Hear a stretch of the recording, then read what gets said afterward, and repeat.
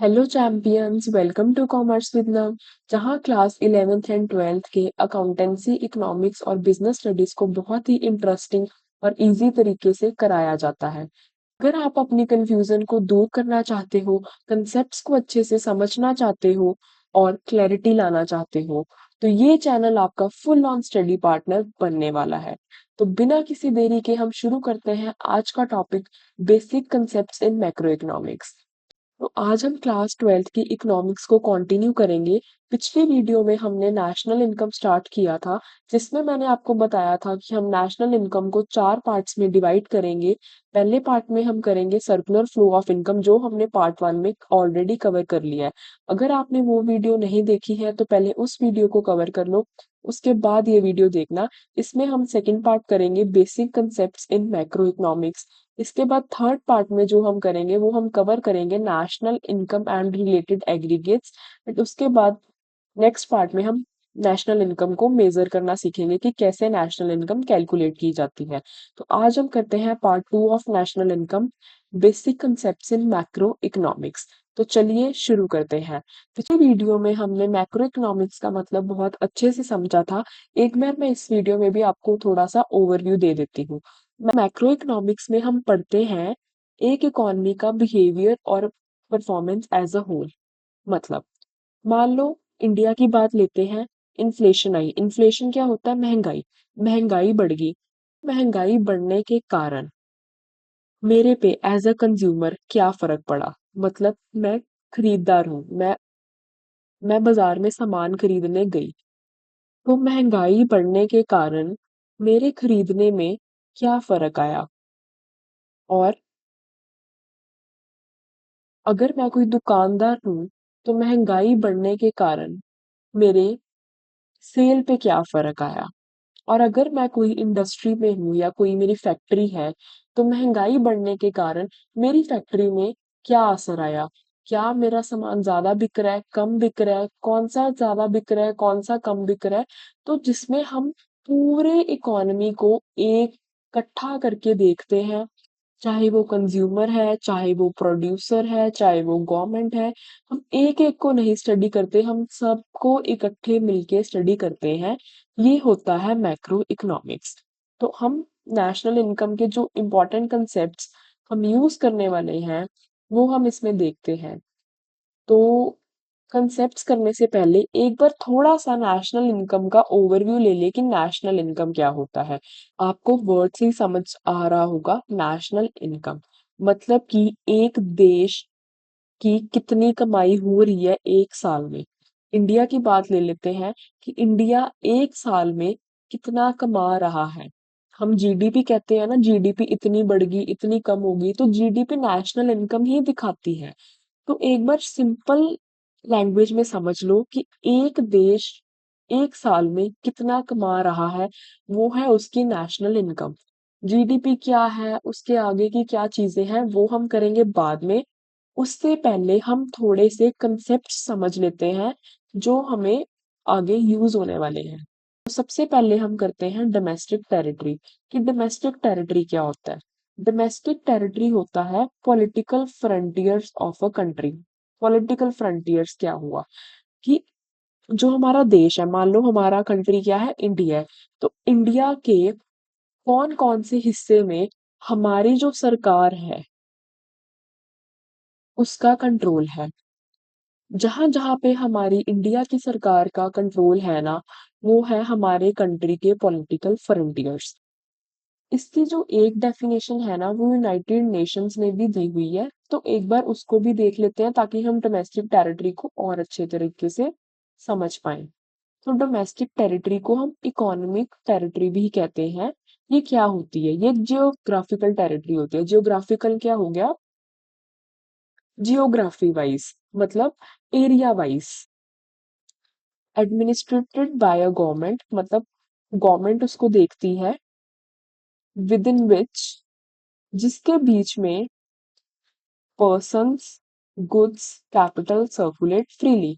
वही जो मैंने आपको बताया कि वो जगह या वो हिस्सा हमारे कंट्री का जहाँ पे हमारी सरकार का कंट्रोल है, और वहां पे लोग पहला आ गया लोग, मतलब पर्सन, गुड्स आ गया सामान, और कैपिटल आ गया पैसा।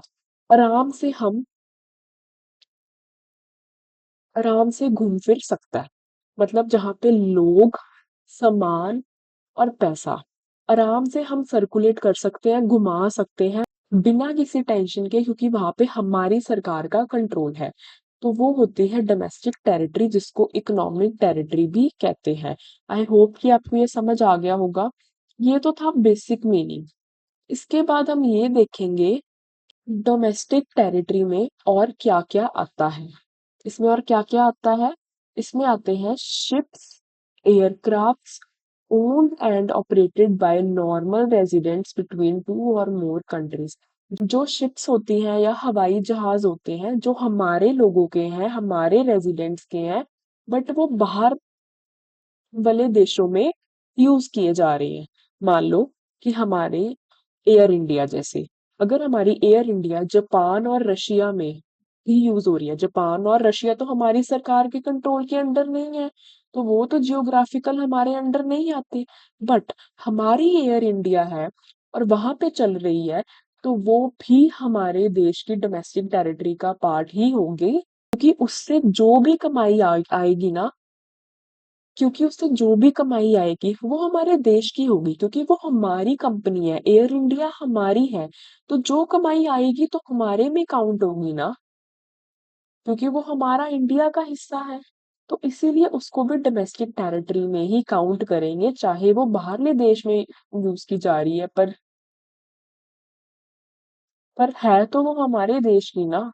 तो हमारे देश के अंडर ही, हमारे डोमेस्टिक टेरिटरी के अंडर ही वो काउंट की जाएगी। उसके बाद आ गया fishing vessels, oil, natural gas rigs and floating platform and floating platforms operated by residents of a country in international waters where they have exclusive rights of operation।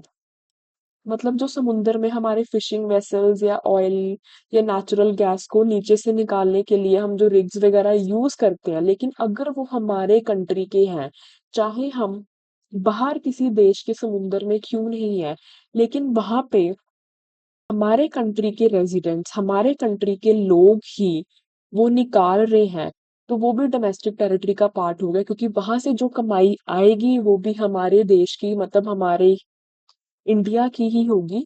तो हम उसको भी काउंट करेंगे डोमेस्टिक टेरिटरी में।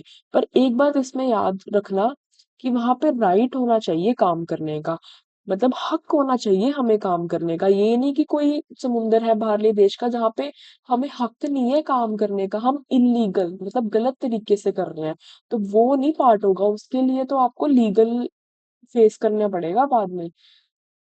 हमारे पास हक है वहां पे काम करने का, और हमारे देश के लोग, मतलब हमारे देश की ही कोई कंपनी वहां से कोई ऑयल नेचुरल गैस निकालने की कोशिश कर रही है, तो वो भी डोमेस्टिक टेरिटरी का पार्ट होगा, क्योंकि वहां से जो इनकम आएगी वो हमारे देश की ही इनकम होगी।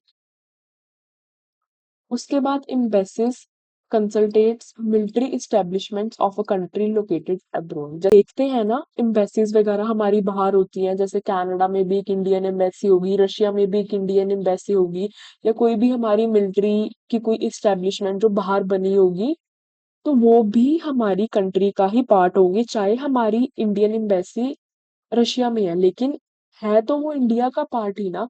वर्क तो वो इंडिया के लिए ही कर रही है, और जो पैसा आएगा वो इंडिया का ही होगा। तो इसीलिए वो भी इंडिया की डोमेस्टिक टेरिटरी का पार्ट होगी। तो बहुत इजी है ये।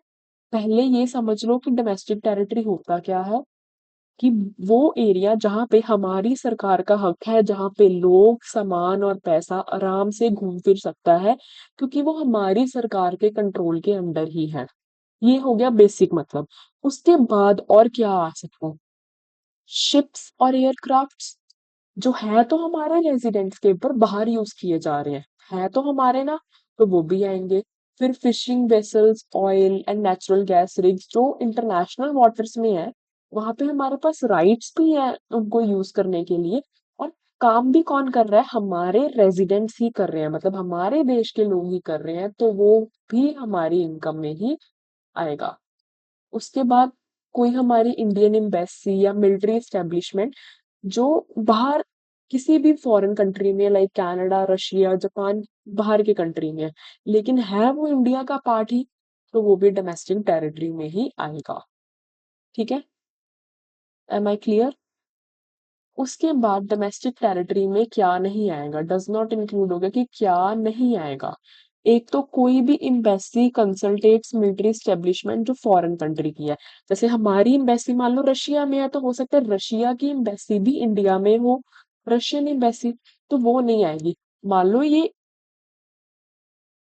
वो है तो इंडिया में, लेकिन वो काम किसके लिए कर रही है, रशिया के लिए, क्या उस पे हमारा कंट्रोल है, नहीं है, तो वो रशिया का पार्ट होगी, ना कि इंडिया की डोमेस्टिक टेरिटरी का। उसके बाद इंटरनेशनल ऑर्गेनाइजेशन जैसे यूएनओ, जैसे United Nation organisation, WHO, world health organisation, ये हमारी इंटरनेशनल ऑर्गेनाइजेशन होती है, चाहे वो हमारी कंट्री की बाउंड्री के अंदर आती है, मतलब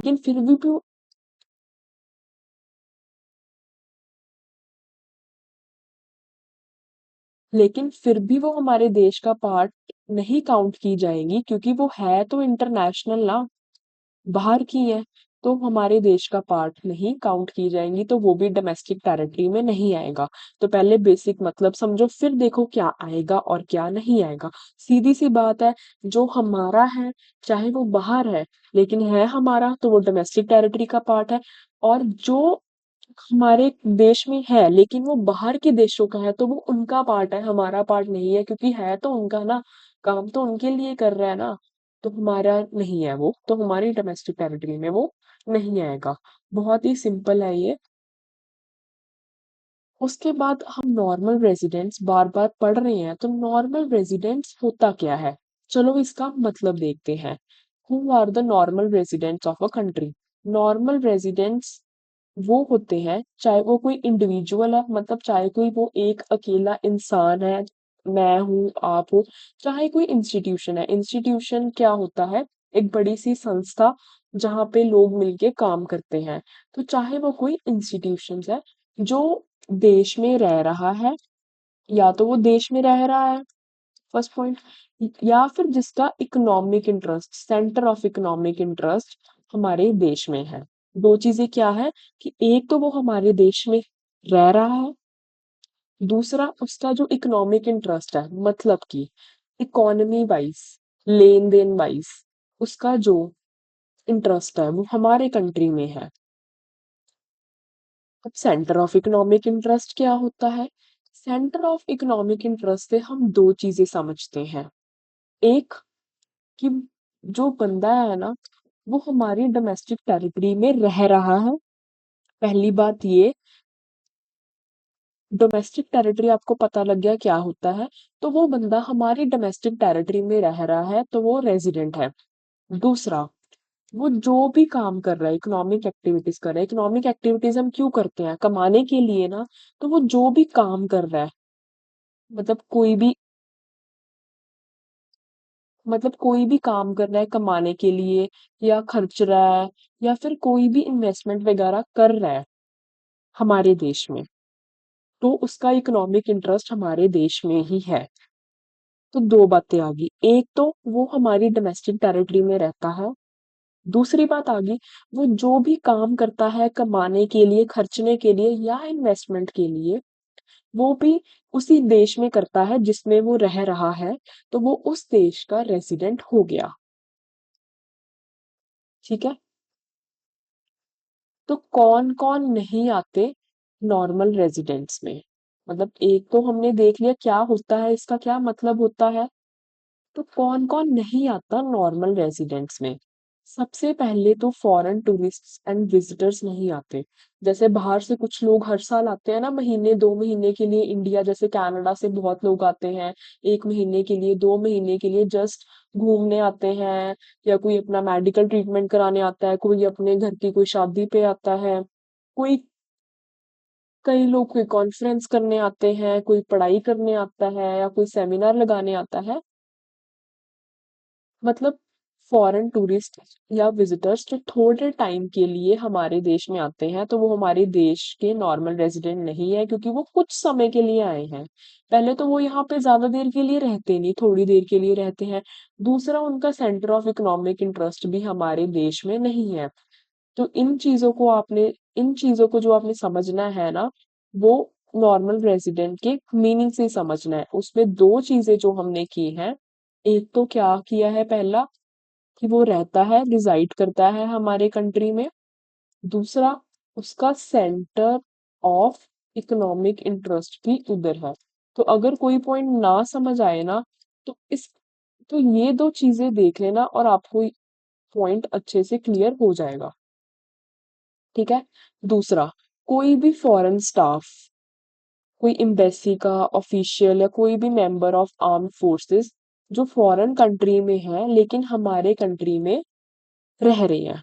मैंने आपको कहा ना कि कोई भी फॉरेन एम्बेसी अगर हमारे कंट्री में है, मान लो रशिया की एम्बेसी इंडिया में है, रशियन एम्बेसी जो है इंडिया में है, ठीक है। तो जो रशिया का स्टाफ इंडिया में काम कर रहा है लेकिन रशियन एम्बेसी में कर रहा है, तो वो नॉर्मल रेजिडेंट नहीं है, क्योंकि रशियन एम्बेसी डोमेस्टिक टेरिटरी का पार्ट नहीं है। तो वो बंदा भी कंडीशंस को फुलफिल नहीं कर रहा, तो वो नॉर्मल रेजिडेंट का पार्ट, तो वो नॉर्मल रेजिडेंट नहीं है।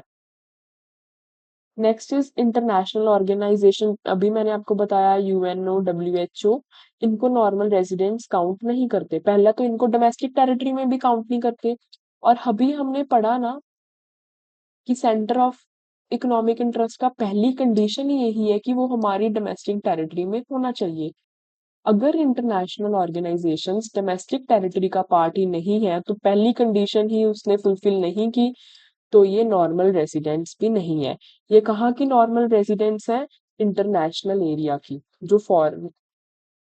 जो इंटरनेशनल एरिया में ये सिचुएटेड है। उसके बाद, एम्प्लॉयज ऑफ इंटरनेशनल ऑर्गेनाइजेशन, तो जो इन इन तो जो एम्प्लॉयज, जो काम करने वाले भी है ना इन इंटरनेशनल ऑर्गेनाइजेशन में, जैसे डब्ल्यूएचओ में या यूएनओ में जो काम करते हैं, वो भी नॉर्मल रेजिडेंट नहीं काउंट होंगे। वो कहाँ के नॉर्मल रेजिडेंट होंगे? जिस कंट्री को वे बिलोंग करते हैं। मान लो कोई कनाडा का पर्सन डब्ल्यूएचओ में काम कर रहा है, तो डब्ल्यूएचओ तो इंटरनेशनल एरिया के नॉर्मल रेजिडेंट हुई। तो वो बंदा कहाँ का हुआ? तो वो पर्सन कनाडा को बिलोंग करता है, कनाडा का है, तो वो नॉर्मल रेजिडेंट भी वहां का होगा। अगर कोई रशिया का पर्सन काम कर रहा है डब्ल्यूएचओ में, तो वो रशिया को बिलोंग करता है, तो वहां का नॉर्मल रेजिडेंट होगा। तो वो नॉर्मल रेजिडेंट होंगे उस देश के जिसको वो बिलोंग करते हैं। पर एक शर्त आ गई नीचे, अगर वो एम्प्लॉयज 1 साल से ज्यादा काम करते हैं ऐसी इंटरनेशनल इंस्टीट्यूशंस में, तो वो नॉर्मल रेजिडेंट बन जाते हैं उस कंट्री के जहां पे ये इंस्टीट्यूशंस होते हैं। एग्जाम्पल से समझे एक? चलो एग्जाम्पल देखते हैं। मान लो रशिया में एक इंटरनेशनल ऑर्गेनाइजेशन है, जैसे यूएनओ है, ठीक है। वहां पे एक इंडिया का पर्सन काम कर रहा है, एम्प्लॉय है वहां पे पिछले 2 सालों से। तो अब बताओ कि वो इंडिया का रेजिडेंट हुआ या रशिया का? यू आर राइट, वो रशिया का रेजिडेंट हुआ, ना कि इंडिया का। क्यों? क्योंकि अभी हमने पढ़ा ना कि अगर कोई पर्सन 1 साल से ज्यादा, तो वो 1 साल से ज्यादा काम कर रहा है, उसको तो 2 साल हो चुके हैं, ऐसी इंटरनेशनल ऑर्गेनाइजेशन में काम कर रहा है। तो यूएनओ तो इंटरनेशनल ऑर्गेनाइजेशन है। और ऑर्गेनाइजेशन किसी और देश में है, जैसे वो ऑर्गेनाइजेशन रशिया में है और वो 2 साल से रशिया में रह के यूएनओ में, जो कि इंटरनेशनल ऑर्गेनाइजेशन है, वहां पे काम कर रहा है, तो अब वो उसी देश का रेजिडेंट हो जाएगा जहां पे वो इंस्टीट्यूट है। तो इंस्टीट्यूट कहाँ पे है, यूएनओ कहाँ पे है, रशिया में है, तो वो रशिया का नॉर्मल रेजिडेंट हो जाएगा। तो आई होप कि आपको ये समझ आ गया होगा। कोई भी डाउट हो ना तो कमेंट कर देना, I will reply to that. थोड़ा सा समझने वाला पार्ट है ये, बट कोई बहुत ज्यादा डिफिकल्ट नहीं है। अच्छे से समझोगे ना, अच्छे से वीडियो को देखोगे तो जरूर समझ आ जाएगा। नेक्स्ट, कौन नहीं है? हम ये देख रहे हैं कौन नहीं है नॉर्मल रेजिडेंट। तो कौन और कौन नहीं हो सकता? Crew members of foreign vessels, commercial travelers, and seasonal workers, provided their stay is less than 1 year। Crew members होते हैं ना, जो जैसे एरोप्लेन में भी होते हैं, क्रू के मेंबर्स होते हैं। तो कोई भी क्रू मेंबर ऐसे ही, कोई फॉरेन वेसल्स वगैरह, कोई एयरप्लेन का, कोई शिप्स का, या कोई भी कॉमर्शियल, कोई काम के पर्पस के लिए ट्रेवल कर रहा है, या कोई भी सीजनल वर्कर। कुछ होते हैं ना 6 महीने अब्रॉड में काम करते हैं, 6 महीने इंडिया में काम करते हैं, वो सीजनल वर्कर्स होते हैं, मतलब दिहाड़ी पे काम करते हैं। लेकिन कुछ टाइम के लिए, कुछ सीजन के लिए, जैसे 4-6 महीने बाहर काम कर लिया, 4-6 महीने इंडिया में काम कर लिया, वो सीजनल वर्कर्स होते हैं। तो वो नॉर्मल रेजिडेंट नहीं होंगे, प्रोवाइडेड। पर एक शर्त है कि वो 1 साल से कम रहे हो। अगर 1 साल से ज्यादा रहे हैं ना वो हमारे कंट्री में, तो वो हमारे नॉर्मल रेजिडेंट बन जाएंगे। तो ये 1 ईयर वाली बात अच्छे से याद रखनी है कि वो 1 साल से कम रहे होने चाहिए। अगर वो 1 साल से ज्यादा रह रहे हैं, मान लो क्रू मेंबर है कोई कनाडा के एयरक्राफ्ट का, और वो इंडिया आया, और इंडिया आके 1.5 साल रहा, तो वो उस टाइम पीरियड के लिए इंडिया का रेजिडेंट काउंट होगा। ठीक है। वही दूसरी एग्जांपल लो कि रशिया का कोई क्रू मेंबर इंडिया आया, लेकिन इंडिया वो 6 मंथ्स रहा और वापस चले गया, तो वो नॉर्मल रेजिडेंट रशिया का होगा, इंडिया का नहीं होगा, क्योंकि वो 1 साल से कम रहा, यानी कि 6 महीने रहा। समझ आ गया? ठीक है।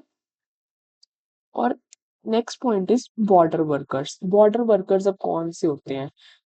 जो इंटरनेशनल बॉर्डर के पास रहते हैं, कंट्री का, हर कंट्री का बॉर्डर होता है ना, जिसके पार जाके कोई दूसरा कंट्री शुरू हो जाता है। तो जो वर्कर्स इन बॉर्डर के पास रहते हैं और रोज बॉर्डर को क्रॉस करते हैं दूसरे देश में काम करने के लिए। समझते हैं इसको अच्छे से। इंडिया चाइना बॉर्डर की एग्जांपल ले लो। ये इंडिया है, ये लगा लो बॉर्डर आ गया, ये चाइना आ गया। इसके आसपास, इस बॉर्डर के आसपास जो लोग रहते हैं वो बॉर्डर वर्कर्स होते हैं। मान लो इंडिया का एक वर्कर रोज चाइना जाता है और काम करके शाम को वापिस आता है, तो वो किस देश का रेजिडेंट होगा? तो वो किस देश का रेजिडेंट होगा? आपको लग रहा होगा कि चाइना का, क्योंकि इकोनॉमिक इंटरेस्ट तो उधर है, काम तो उधर करता है। बट नहीं, रहता वो किधर है? इंडिया में। तो आता तो वो इंडिया की डोमेस्टिक टेरिटरी में है ना, तो रेजिडेंट भी इंडिया का होगा। इसमें बॉर्डर वर्कर के नॉर्मल रेजिडेंट को हम कैसे देखते हैं कि कहाँ पे वो रहता है, ना कि कहाँ पे वो काम करता है।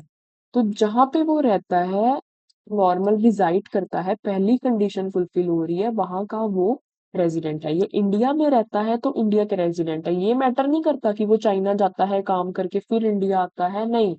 काम जिधर मर्जी करो, रहता कहाँ पे है? इंडिया में, तो वो इंडिया का रेजिडेंट हुआ।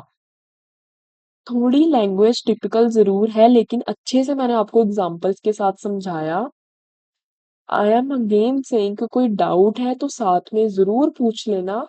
कोई कंफ्यूजन नहीं रहनी चाहिए, अदरवाइज आगे जाके क्वेश्चंस में कंफ्यूजन होगी। तो चलो अगला टॉपिक देखते हैं। हमने अब तक 2 टॉपिक देखे, domestic territory and normal resident. एक बार हम इनको दोबारा से अच्छे से देख लेते हैं कि इनके साथ कौन से 2 कंसेप्ट रिलेटेड है। तो जो डोमेस्टिक टेरिटरी और नॉर्मल रेजिडेंट का हमने अभी कंसेप्ट पढ़ा ना, ये अब बहुत ज्यादा इंपॉर्टेंट है, क्योंकि हमें डोमेस्टिक प्रोडक्ट और नेशनल प्रोडक्ट जो कैलकुलेट करना है ना, उसके लिए ये यूज होंगे।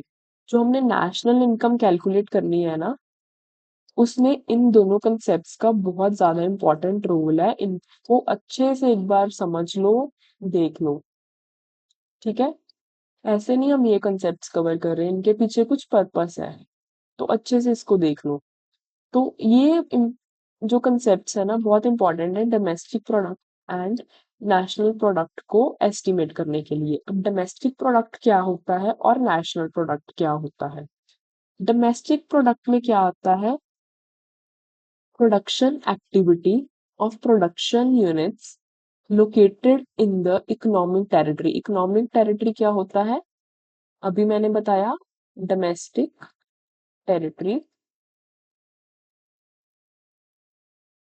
irrespective of the fact whether carried out by residents or non-residents। मतलब कि डोमेस्टिक टेरिटरी में क्या क्या आता है?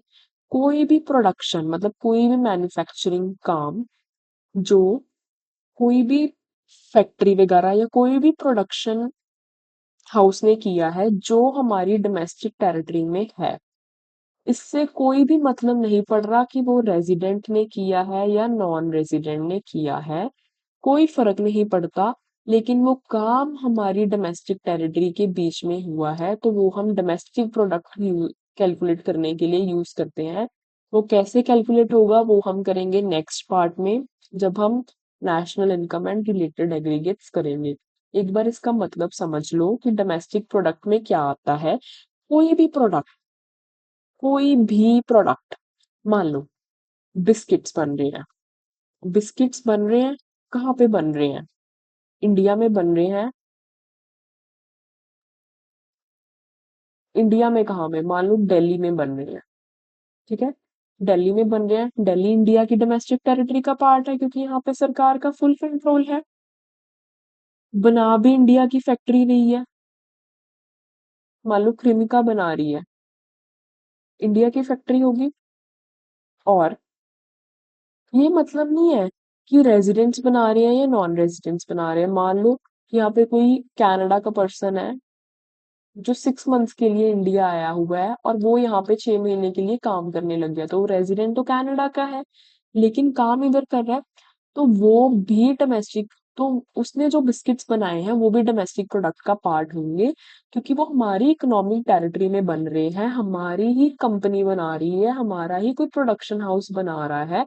तो ये मतलब नहीं है कि हमारे रेजिडेंट्स बना रहे हैं या दूसरे रेजिडेंट्स बना रहे हैं, तो ये फर्क नहीं पड़ता, वो भी हमारा ही प्रोडक्ट है, वो हमारे ही बिस्किट्स हैं। उनकी वैल्यू हमारी ही नेशनल इनकम में जाएगी। ठीक है, तो ये हो गया डोमेस्टिक प्रोडक्ट का कंसेप्ट और इसमें हम डोमेस्टिक टेरिटरी के कंसेप्ट को यूज करेंगे। कैसे यूज करेंगे वो प्रैक्टिकल्स में देखेंगे, जो कि मैंने आपको बार बार कहा हम नेक्स्ट वीडियो में करेंगे। और अच्छे से एक बार कंसेप्ट समझोगे तभी वो समझ आएगा, नहीं तो प्रैक्टिकल करने बहुत मुश्किल हो जाएंगे। अब हम देखते हैं कि नेशनल प्रोडक्ट क्या होता है। वही प्रोडक्शन एक्टिविटीज जो रेजिडेंट्स कर रहे हैं, ये फर्क नहीं पड़ता कि वो इकोनॉमिक टेरिटरी में हो रहा है या बाहर हो रहा है, उल्टा हो गया। नेशनल प्रोडक्ट है मतलब कि प्रोडक्ट हमारे रेजिडेंट्स बना रहे हैं, ये फर्क नहीं पड़ता कि हमारी डोमेस्टिक टेरिटरी में बना रहे हैं या बाहर बना रहे हैं। जैसे सेम एग्जांपल मैं लूंगी, कनाडा में हमारा कोई रेजिडेंट रहता है, मतलब कोई 6 मंथ्स के लिए कनाडा गया, वहां पे उसने कुछ फैक्ट्री वगैरह में या वहां पे मान लो उसने किसी भी फैक्ट्री वगैरह में काम किया, वहां पे बिस्किट्स बनाए कनाडा में जाके। लेकिन वो 6 मंथ्स के लिए गया था तो 1 साल से कम के लिए था, तो वो रेजिडेंट तो इंडिया का ही था। तो वो पार्ट कहाँ का होंगे? पार्ट इंडिया का ही होंगे, चाहे वो इकोनॉमिक टेरिटरी के बाहर है। लेकिन रेजिडेंट तो वो हमारे कंट्री का है ना, तो उसकी इनकम किधर आएगी? उसकी इनकम तो इंडिया में ही आएगी। ठीक है, तो वो नेशनल प्रोडक्ट हो गया। तो यहाँ पे हम कंसेप्ट यूज करते हैं नेशनल रेजिडेंस का, तो ये दोनों कंसेप्ट अच्छे से देख लो। और ये आगे से ये डोमेस्टिक प्रोडक्ट और नेशनल प्रोडक्ट अच्छे से देख लो एक बार। जो मनी टर्म्स में डोमेस्टिक प्रोडक्ट की वैल्यू होती है ना, जो मनी की फॉर्म में, जैसे इन बिस्किट्स का जो प्राइस होगा जो वैल्यू होगी उसको हम डोमेस्टिक इनकम में काउंट करेंगे। ठीक है, क्योंकि डोमेस्टिक टेरिटरी में है। और नेशनल प्रोडक्ट, जो कनाडा में उसने बिस्किट्स बनाए होंगे उनकी जो वैल्यू होगी, उनकी जो प्राइस होगा, उसको हम नेशनल इनकम कहेंगे। उसका पार्ट कंसीडर करेंगे। इसको भी याद रखना। अब हम देखते हैं दो और important concept, citizenship and residentship. बहुत बहुत बार ना हम कंफ्यूज हो जाते हैं क्योंकि ये हमें ऑलमोस्ट सिमिलर लगते हैं, बट ये बहुत डिफरेंट है। अब हम देखते हैं इनमें क्या फर्क है। सिटीजनशिप ना एक लीगल कंसेप्ट है, मतलब लॉ के रिलेटेड है। किस पे बेस है? प्लेस ऑफ किस पे बेस है? Place of birth and legal provisions allowing a person to become a citizen. मतलब दो चीजें होती है। एक तो जगह जहां पे उसका जन्म हुआ, वहां का वो सिटीजन है। दूसरा, लॉ को उसने अप्लाई किया तो वो सिटीजन बन गया। थोड़ा और देखते हैं, फिर एग्जांपल लेते हैं। इंडियन सिटीजनशिप ना दो तरीके से मिलती है। एक तो वो बंदा इंडिया में पैदा हुआ तो वो ऑटोमेटिक इंडिया का ही सिटीजन हुआ। जैसे मेरा बर्थ इंडिया में हुआ तो मैं इंडिया की सिटीजन हूँ, मुझे जाके कोर्ट में अप्लाई नहीं करना पड़ा। क्योंकि मेरा जन्म हुआ, यही इस बात का वैलिडेशन होगी कि मैं इंडिया की ही सिटीजन हूँ। तो पहला पॉइंट आ गया ऑटोमेटिक सिटीजनशिप का। दूसरा पॉइंट आ गया, मान लो कोई कनाडा का पर्सन है, उसका जन्म उधर हुआ और वो पिछले 20 सालों से उधर रह रहा है, लेकिन वो अब इंडिया आ गया, वो इंडिया में परमानेंटली रहना चाहता है और इंडिया का ही सिटीजन बनना चाहता है। तो वो क्या करे? उसको तो ऑटोमेटिक सिटीजनशिप मिल नहीं सकती क्योंकि उसका जन्म तो कनाडा में हुआ। तो तो वो क्या करे? वो इंडियन लॉ में अप्लाई कर सकता है, लीगल डॉक्यूमेंट वगैरह फाइल कर सकता है, और वो रिक्वेस्ट कर सकता है that he wants to become an Indian citizen. और वो रिक्वेस्ट कर सकता है कि वो इंडियन सिटीजन बनना चाहता है, फिर फॉर्मेलिटीज वगैरह फुलफिल करके उसको इंडियन सिटीजनशिप मिल जाएगी। ऐसे ही होता है ना, जैसे आजकल बहुत सारे यंगस्टर्स जो हैं वो कनाडा गए हैं, तो वहां पे जाके हम देखते हैं कि 4 साल बाद 5 साल बाद उनका कुछ वो अप्लाई करके पहले वो रेजिडेंट बनते हैं वहां के और उसके बाद वो सिटीजन बन जाते हैं। तो अब देखते हैं कि जो अब हम कहते हैं पीआर मिली है, मतलब परमानेंट रेजिडेंट, तो वो रेजिडेंटशिप क्या होती है। और फिर देखेंगे कि इन दोनों में, सिटीजनशिप में और रेजिडेंटशिप में, फर्क क्या है। रेजिडेंटशिप होती है, ये एक इकोनॉमिक कंसेप्ट है, याद रखना है, वो लीगल कंसेप्ट है, वो लॉ पे डिपेंड करता है। वो लीगल कंसेप्ट है, वो लॉ पे है। और ये इकोनॉमिक कंसेप्ट है, जो किसके बेसिस पे है? Economic activities performed by a person. Economic activities मैंने अभी आपको बताया, जो बंदे के काम के रिलेटेड, कि वो क्या काम कर रहा है, क्या जॉब है, क्या बिजनेस है। स्पेंडिंग के रिलेटेड, कहाँ पे स्पेंड कर रहा है, कौन से देश में खर्चा कर रहा है, कहाँ पे इन्वेस्टमेंट कर रहा है, वो सारी इकोनॉमिक एक्टिविटीज होती हैं बंदे की, जो पैसे के साथ। इकोनॉमिक जहाँ आए वहां पे पैसे की बात होती है, मनी। ठीक है। तो जो भी एक्टिविटीज हैं परफॉर्म की जाती हैं जहाँ पे,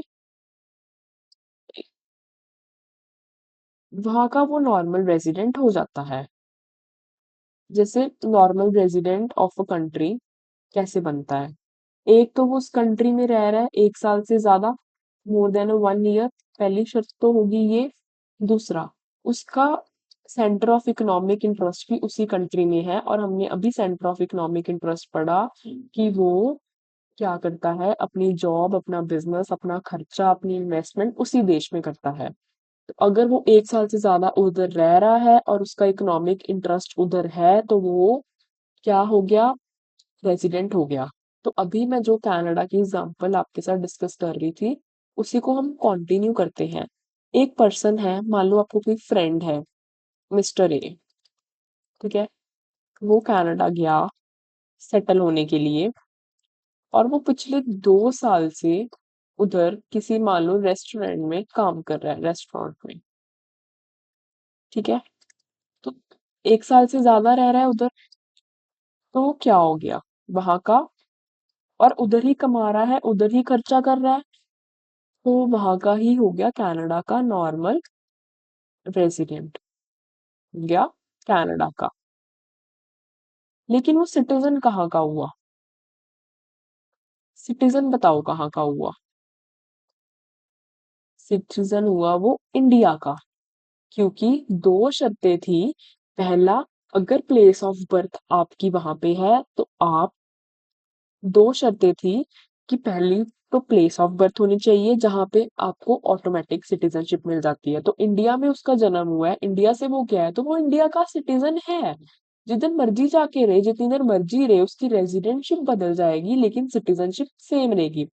लेकिन अब मान लो उसको 4 साल हो गए हैं गए हुए, और उसने लॉ के थ्रू लीगल डॉक्यूमेंट वगैरह देके अप्लाई कर दिया कि वो कनाडा का रेजिडेंट बनना चाहता है, कि वो कनाडा का सिटीजन बनना चाहता है, तो सारी लीगल फॉर्मेलिटीज पूरी करने के बाद उसको 4 साल बाद वहां की सिटीजनशिप मिल गई। तो अब वो इंडिया का सिटीजन नहीं होगा, कनाडा का सिटीजन होगा।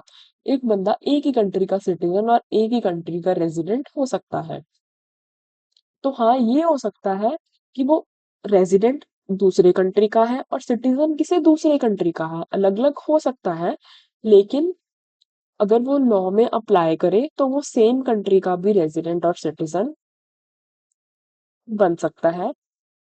तो सिटीजनशिप के लिए या तो ऑटोमेटिक हो, अगर नहीं तो लॉ में जा सकते हैं। तो ये एक लीगल कंसेप्ट है, क्योंकि ये लॉ पे डिपेंड करता है। लेकिन on the other hand residentship economic activities पे करता है कि कहाँ पे बंदा 1 साल से ज्यादा रह रहा है और कहाँ पे अपना मेन काम कर रहा है। तो ये एक हो गया इकोनॉमिक कंसेप्ट। समझ आया? बहुत इजी है और बहुत ही इंटरेस्टिंग है। आई होप कि आपको क्लियर हो गया होगा। अब हम करते हैं अगला important topic, factor income and transfer income. तो फैक्टर इनकम क्या होता है और ट्रांसफर इनकम क्या होता है? फैक्टर इनकम तो हमने सर्कुलर फ्लो ऑफ इनकम किया, आपको वहां पे काफी हद तक पता लग गया होगा कि फैक्टर इनकम क्या होता है।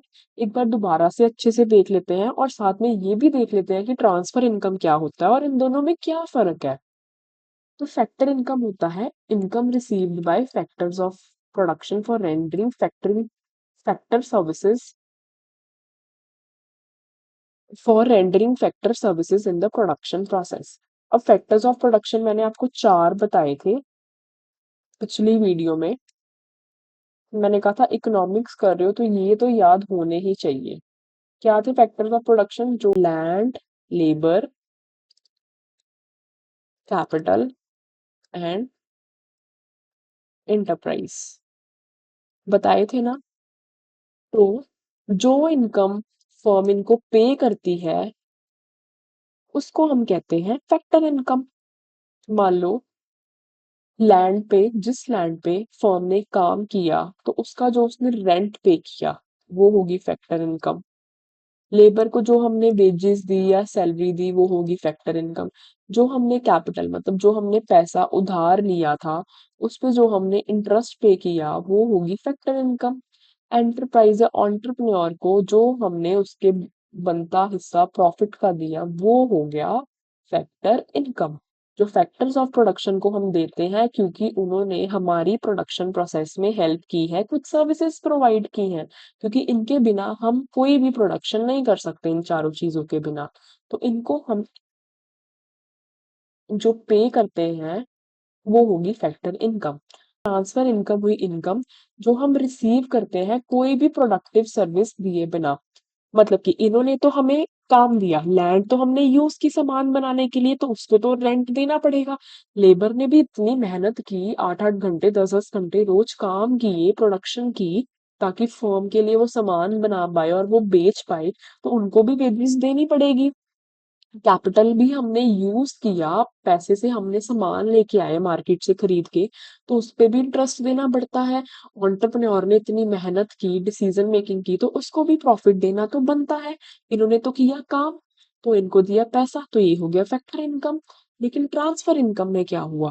ट्रांसफर इनकम हुआ कि किसने कोई भी सर्विस नहीं दी, कोई भी काम नहीं किया, लेकिन फिर भी उसको इनकम दे दी। तो आप सोच रहे होगे ऐसा भी होता है, बिना कमाए भी किसी को पैसा मिलता है? तो चलो देखते हैं ये कैसे होता है।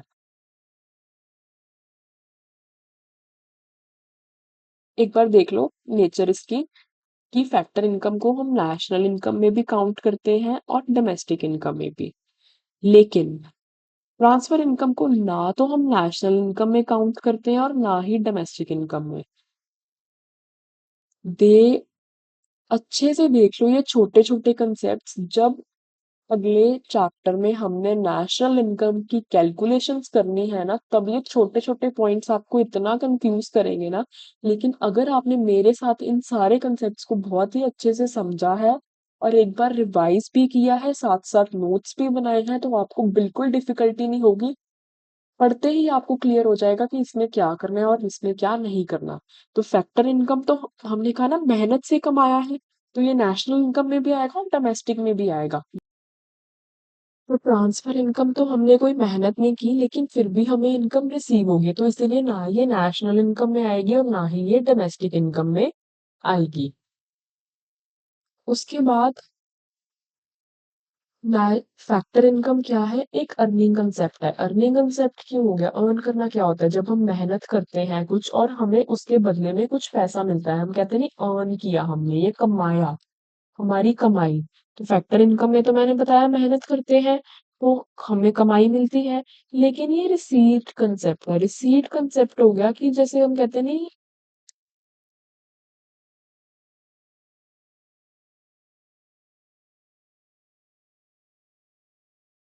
तो रिसीट कंसेप्ट हो गया कि कोई मेहनत नहीं की, ये वन साइडेड है। ये तो हो गया टू साइडेड फैक्टर इनकम। इधर से काम किया फैक्टर्स ऑफ प्रोडक्शन ने, तो दूसरी साइड से उन्होंने कमाई की। लेकिन ये हो गया वन साइडेड, कि इन्होंने काम नहीं किया पर इनको पैसा आया, तो ये रिसीट कंसेप्ट है। ठीक है। उसके बाद रेसिपिएंट क्या होता है, किसको मिलता है ये? फैक्टर इनकम मिलती है फैक्टर्स ऑफ प्रोडक्शन को, लैंड लेबर कैपिटल एंटरप्रेन्योर को। और क्या क्या मिलता है वो भी मैंने आपको बता दिया। लैंड पे रेंट मिलता है, लेबर को वेजेस, कैपिटल पे इंटरेस्ट और एंटरप्राइज को प्रॉफिट। लेकिन ये किन्हें मिलता है? ट्रांसफर इनकम अब किसको मिलती है? हाउस होल्ड्स को मिलती है, मतलब आम लोगों को, या गवर्नमेंट को मिलती है। अब देखते हैं एग्जांपल इनकी। इनकम तो मैंने आपको बता दिया, rent, wages, interest and profit. अब ट्रांसफर इनकम इतनी देर से बात कर रहे हैं, वन साइडेड है, कोई प्रोडक्टिव सर्विस नहीं दे रहे, कोई काम नहीं करके दे रहे, फिर भी पैसा आ रहा है, तो आपको हैरानी तो हो रही होगी ना, बिना काम के कैसे पैसा आ रहा है? स्कॉलरशिप ग्रांट नहीं मिलती, ओल्ड एज पेंशन, किसी को ओल्ड एज में जाके पेंशन मिल रही है सरकार की तरफ से। हाँ काम किया, 60 साल उन्होंने काम किया, लेकिन 60 साल के बाद तो नहीं वो काम कर रहे, लेकिन फिर भी इनको मिल रहा है, तो वो ओल्ड एज पेंशन हो गया। अनएम्प्लॉयमेंट अलाउंस, कि कोई पर्सन एजुकेटेड है, काम करना चाहता है, लेकिन उसको जॉब ही नहीं मिल रही, तो उसको जो गवर्नमेंट अलाउंस वगैरह थोड़ी देर के लिए पैसा देती है कि उसका एक बार गुजारा हो जाए, जब तक उसको जॉब नहीं मिलती, तो थोड़ा बहुत जो गवर्नमेंट पे करती है, वो भी तो ट्रांसफर इनकम आ गया ना। वो कोई, हाँ उसने मेहनत की, पढ़ाई की, लेकिन अब तो नहीं वो कोई जॉब कर रहा, लेकिन फिर भी उसे मिल रहा है। हाँ स्कॉलरशिप के लिए जब हमने अप्लाई किया तो मेहनत की, टेस्ट क्लियर किया, लेकिन बाद में जो हम स्टडी कर रहे हैं वो तो हम फ्री में कर रहे हैं ना, मतलब स्कॉलरशिप पे कर रहे हैं। तो ये हो गया ट्रांसफर इनकम। तो समझ आया ट्रांसफर इनकम क्या होता है एग्जाम्पल्स से? तो ध्यान रखना अच्छे से, कौन सा पॉइंट? नेचर का पॉइंट, कि फैक्टर इनकम नेशनल इनकम में भी आती है और डोमेस्टिक में भी आती है, और ट्रांसफर इनकम ना ही नेशनल इनकम में आती है और ना ही डोमेस्टिक इनकम में आती है। अच्छे से लिख लो इसे। अब हमने ट्रांसफर इनकम तो देख ली, अब ट्रांसफर रिसीट्स भी फर्दर ना डिवाइडेड है टू पार्ट्स में, मतलब टू क्लासिफिकेशन है इसकी। पहली होगी करंट ट्रांसफर, दूसरी होगी capital transfer. Current transfer, current transfer की जाती है इनकम में से, कि मेरे पास कोई इनकम आई, सैलरी आई, उसमें से मैंने ट्रांसफर कर दिया। तो ये रेगुलर होती है। करंट समझ के ना, प्रेजेंट, तो ये रेगुलर होती है नेचर में, और ये कंजम्पशन पर्पसेस के लिए होती है, मतलब इसे यूज करना होता है, कंज्यूम करना होता है साथ के साथ। जैसे ओल्ड एज पेंशन आई, मतलब महीने बाद मुझे सरकार पेंशन दे रही है, तो वो रेगुलर आ रही है एक तो महीने बाद। दूसरा, कंजम्पशन, मतलब मैं उसमें से अपना राशन लेके आ रही हूँ, दवाइयों का खर्चा निकाल रही हूँ, कंज्यूम कर रही हूँ साथ साथ में, जैसे आ रही है महीने में वैसे खर्चा हो रहा है। एक महीने के ही एक महीने में खर्चा कर दिया, अगले महीने के ही अगले महीने में खर्चा कर दिया। और ये हमारी जैसे इनकम की तरह आती है। कोई अनएम्प्लॉयमेंट अलाउंस आ गया, वो भी ऐसे ही आती है। लेकिन कैपिटल ट्रांसफर क्या होता है? जो वेल्थ ऑफ द पेयर, जो वेल्थ में से आती है। वेल्थ क्या हो गया?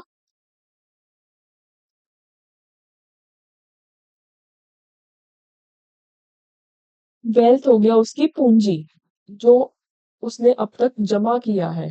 उसकी कितनी नेटवर्थ है, हम कहते नहीं उसकी इतनी नेट 200 करोड़ नेटवर्थ है, तो उसकी पूंजी कितनी है, उसमें से आती है। तो ये इरेगुलर होती है, हर बार थोड़ी वो बंदा दे सकता है आपको उसमें से, और ये कैपिटल फॉर्मेशन के लिए होती है।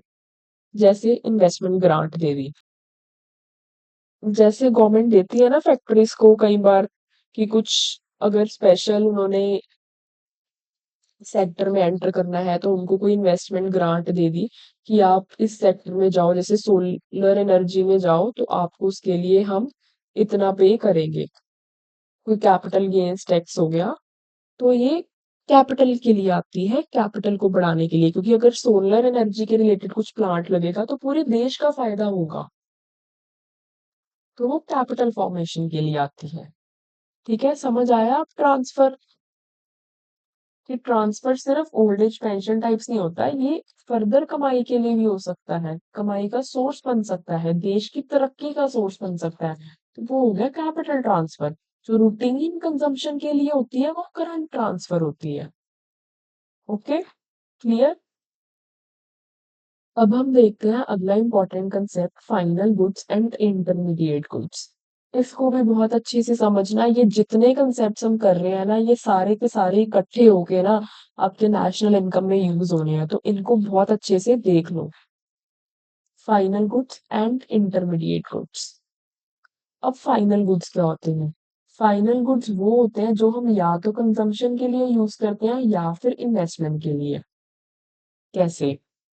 जो हाउस होल्ड्स ने परचेज किए हैं अपनी फाइनल कंजम्पशन के लिए।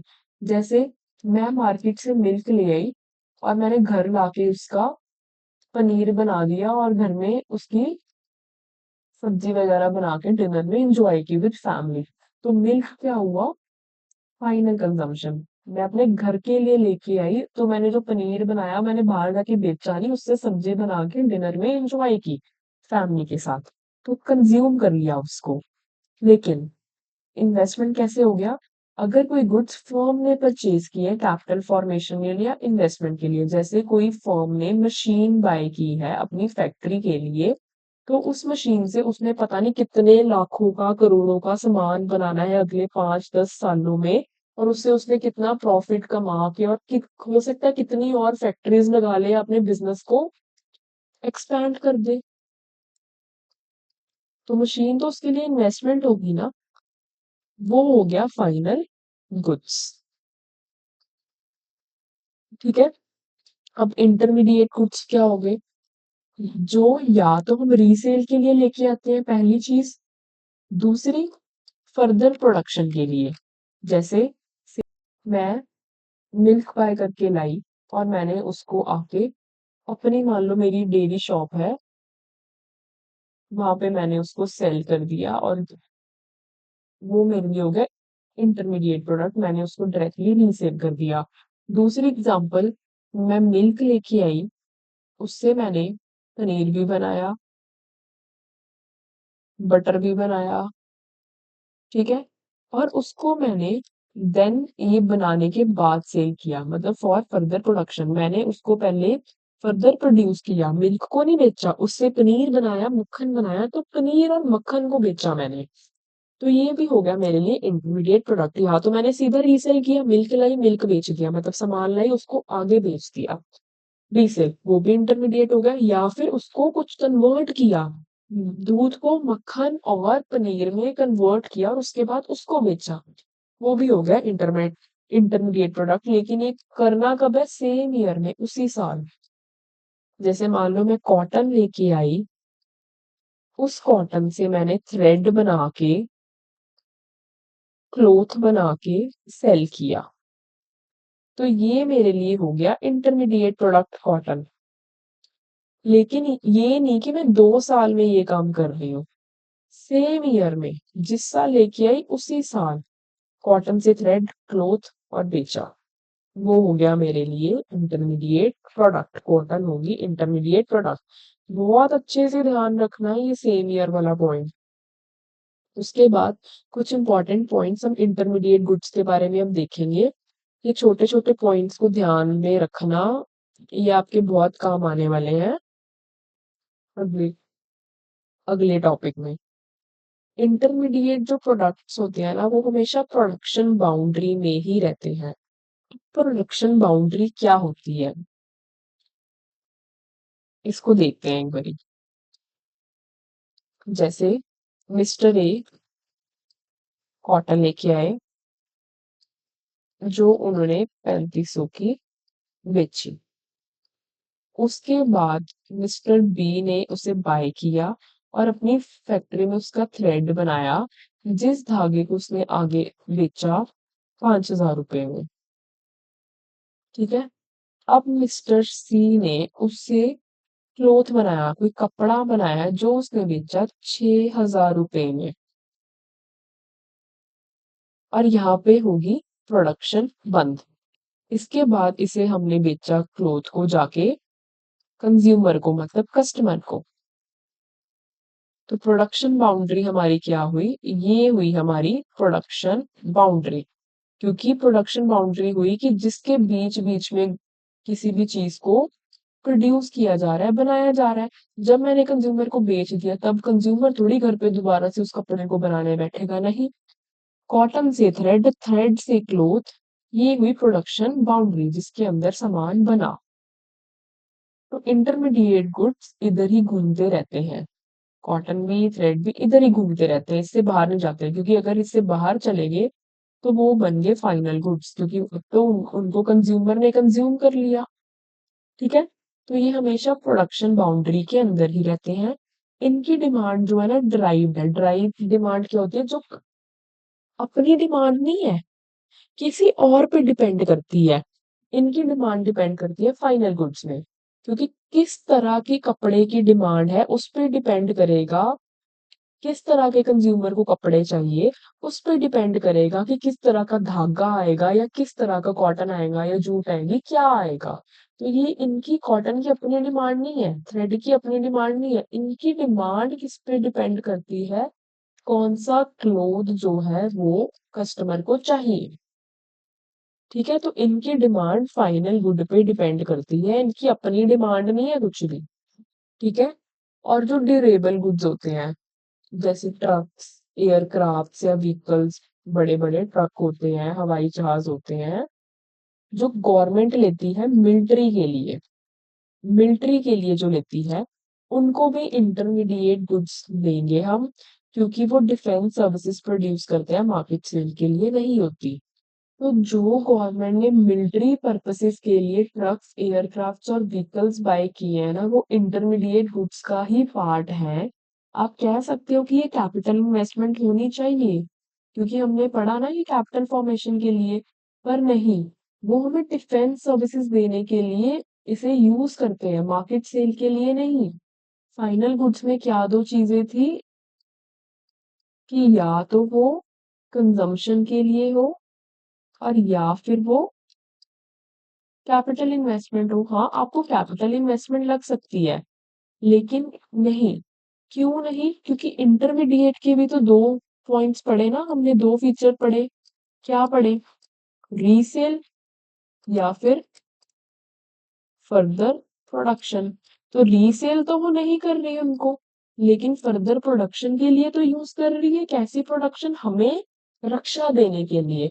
रक्षा देने के लिए यूज करती है, जो हवाई जहाज वगैरह या कोई ट्रक्स हो गया, कुछ भी है। हमारे देश की रक्षा करने के लिए, लोगों की रक्षा करने के लिए। तो ये भी इंटरमीडिएट गुड्स का पार्ट होंगे।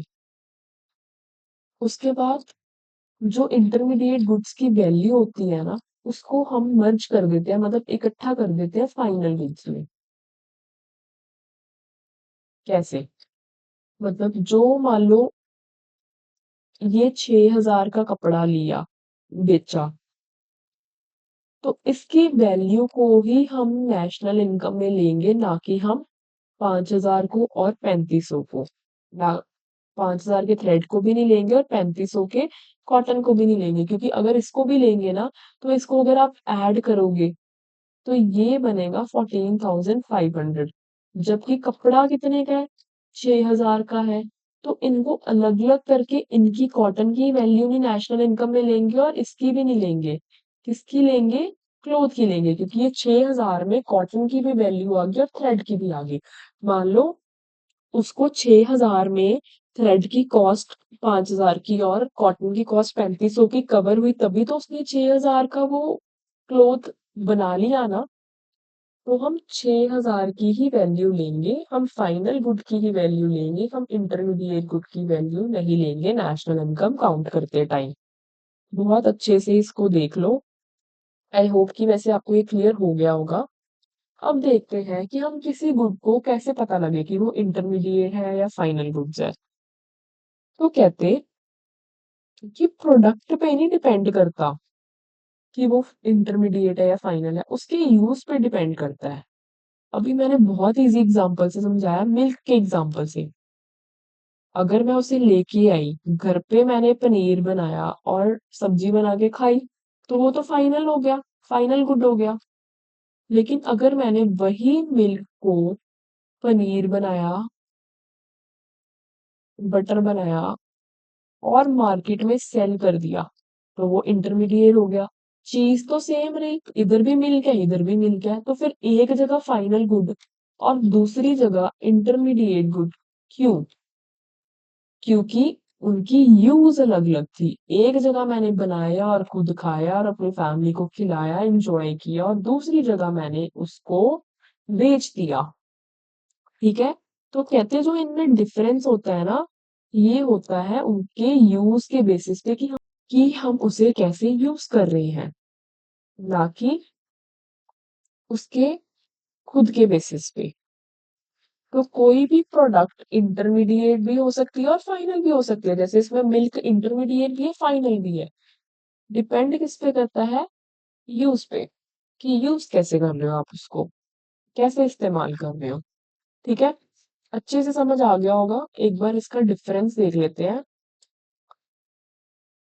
मीनिंग लिखोगे पहले, तो डिफरेंस अगर एग्जाम में आया तो पहले मीनिंग लिखोगे, मीनिंग मैंने ऊपर अच्छे से कवर करा दिया। दूसरा पॉइंट लिखोगे नेचर का। तो फाइनल गुड्स मैंने अभी बताया, नेशनल इनकम और डोमेस्टिक इनकम दोनों में आएंगे, और ये किसी में भी नहीं आएंगे क्योंकि इनकी वैल्यू ऑलरेडी इंक्लूड हो गई है। इनकी वैल्यू ऑलरेडी फाइनल गुड में आ गई है। अगर दोबारा से काउंट करेंगे तो वो डबल ट्रिपल होने लग जाएगा, तो नहीं, ये फाइनल गुड्स ही लेंगे और इंटरमीडिएट गुड्स को नहीं काउंट करेंगे।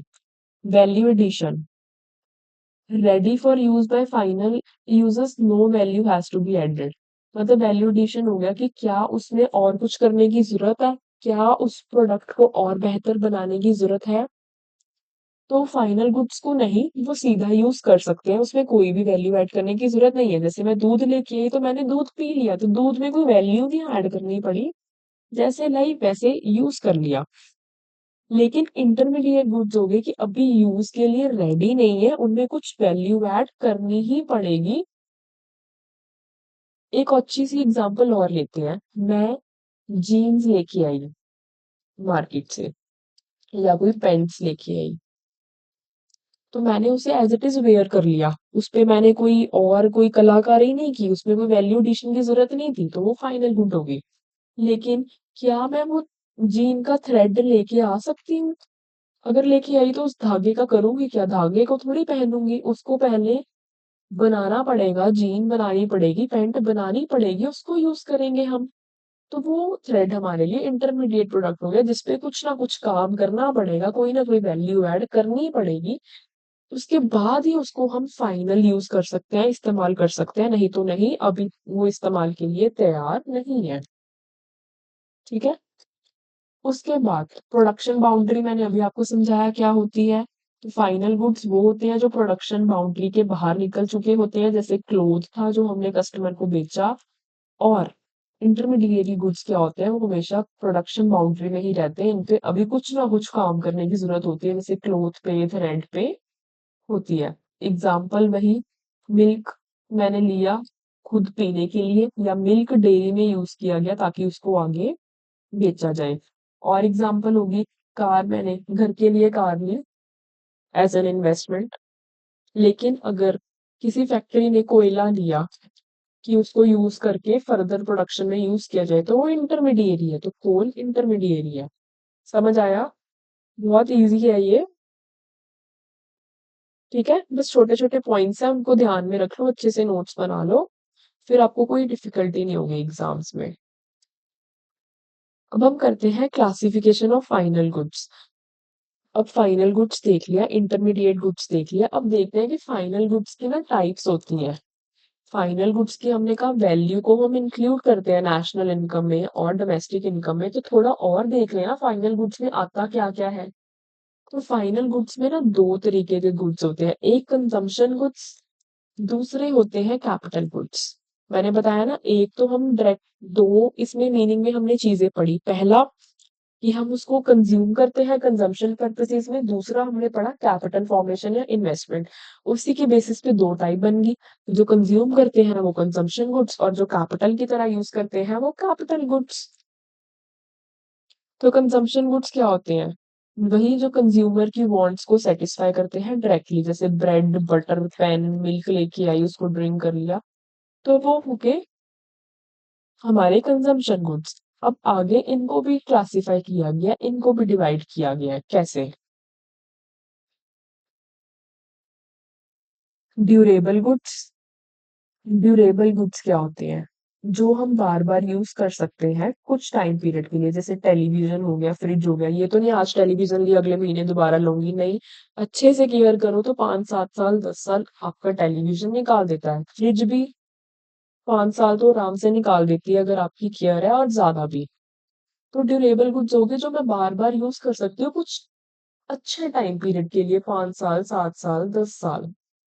सेमी ड्यूरेबल हो गए जो मैं कुछ टाइम पीरियड के लिए यूज कर सकती हूँ, जैसे 1 साल तक। 1 साल तक जैसे कुछ कपड़े इसमें आ सकते हैं, होता है ना, ये मेरा सी ये मेरे टॉप तो एक सीजन ही निकली कि एक, मतलब 1 साल तक, 1 साल बाद कपड़ा ना वैसी क्वालिटी और वैसा वेयर करने वाला नहीं रहता, कोई क्रॉकरी वगैरह होगी, तो वो सेमी ड्यूरेबल इसीलिए हो गया कि ड्यूरेबल तो है, बार बार तो यूज कर सकते हैं, लेकिन थोड़े टाइम के लिए, जैसे 1 साल के लिए।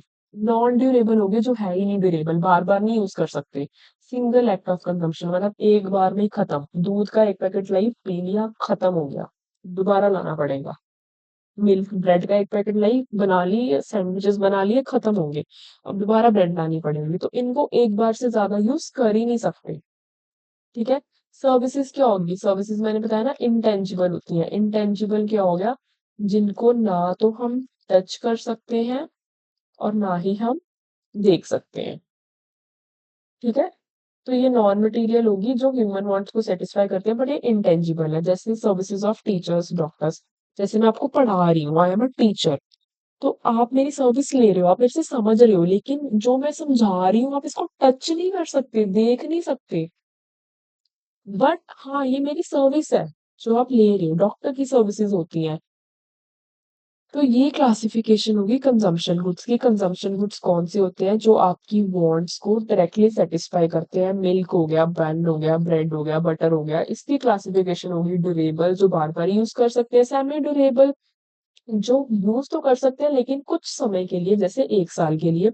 नॉन ड्यूरेबल हो गया जो तो बस एक बार में खल्लास खत्म, एक बार ही यूज कर सकते हैं। सर्विसेज होगी जिसको आप टच नहीं कर सकते, देख नहीं सकते, जैसे सर्विसेज होगी टीचर्स की होगी, डॉक्टर्स की होगी, वो हो गया आपका सर्विसेज में। तो ये हो गया आपका first type of final goods which is consumption goods. अब सेकंड जो टाइप है वो है कैपिटल गुड्स। कैपिटल गुड्स वही जो हम यूज कर सकते हैं प्रोडक्शन में किसी और गुड्स एंड सर्विसेज की, जैसे प्लांट एंड मशीनरी इक्विपमेंट्स हो गए। जैसे मेरी फैक्ट्री है, मैं प्लांट लेके आई, या जैसे मेरी फैक्ट्री है और मैं मशीनरी लेके आई और वहां पे मैंने बहुत ज्यादा प्रोडक्शन की, कोई सामान बनाया और मैंने सामान को बेचा और मुझे बहुत ज्यादा प्रॉफिट आया। तो प्लांट एंड मशीनरी मेरे लिए इन्वेस्टमेंट होगी ना, जिसने मेरी हेल्प की कि मैं और सामान उससे बना पाऊं और बेच पाऊं और प्रॉफिट कमा पाऊं। तो ये मेरी प्रोडक्शन में हेल्प करती है, तो मेरे लिए ये इन्वेस्टमेंट है।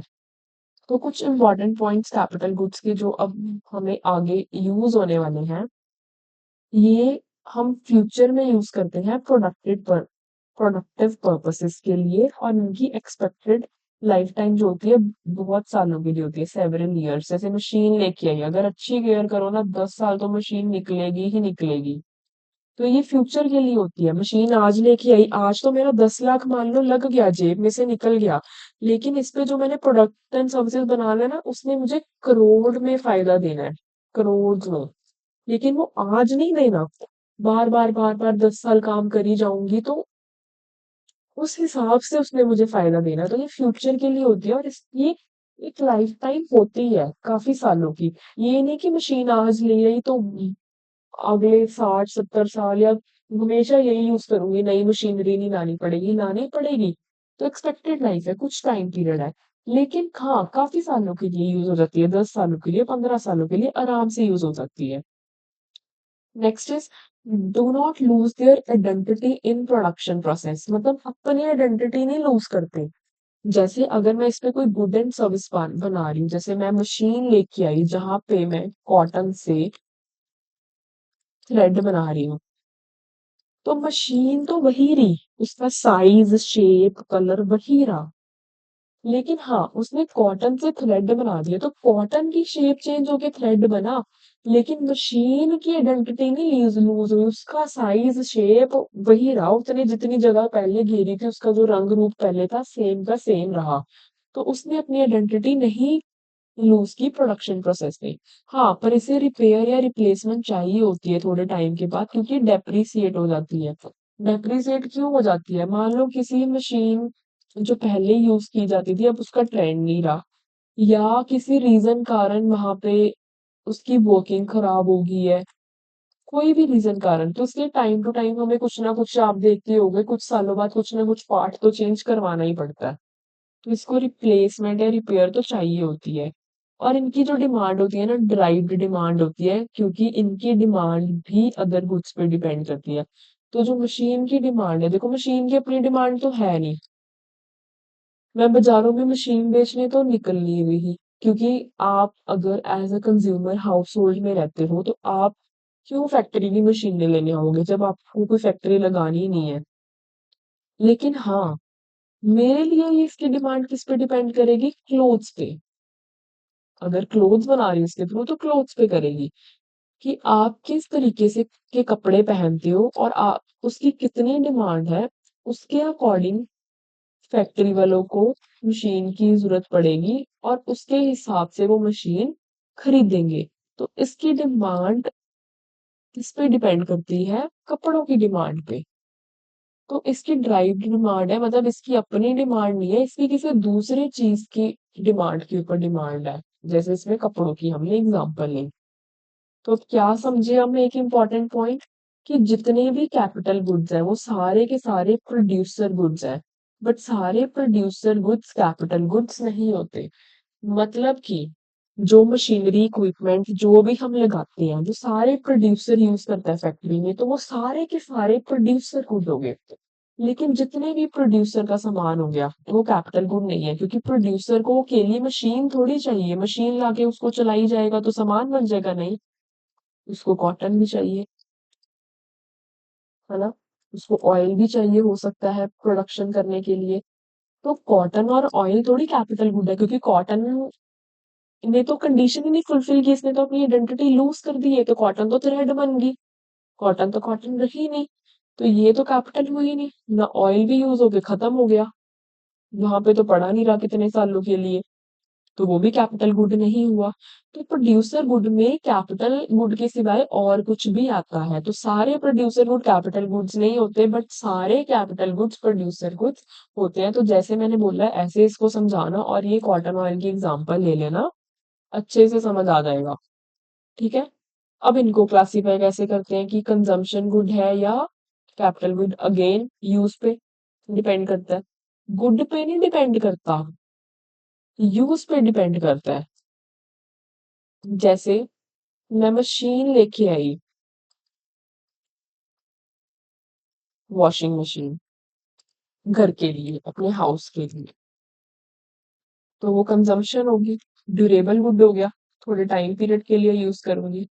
लेकिन अगर वॉशिंग मशीन क्लॉथ्स वॉशिंग का बिजनेस है, जहाँ पे हम कपड़ों को अच्छे से वॉश वगैरह करके देते हैं, उसके लिए मशीन लेके आई बिजनेस के लिए, तो वो मेरे लिए कैपिटल हो गया, क्योंकि वो इन्वेस्टमेंट होगी मेरी।